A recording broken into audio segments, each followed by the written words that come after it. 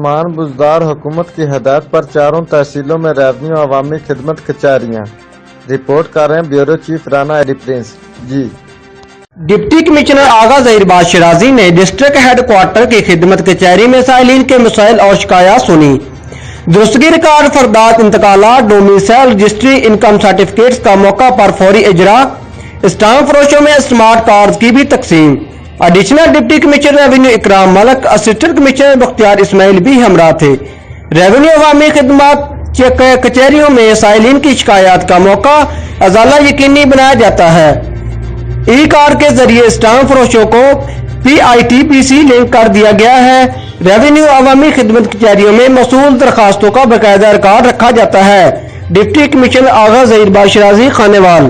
رانا ایڈی prince, Jio express news, اڈا چپ کلاں، خانیوال۔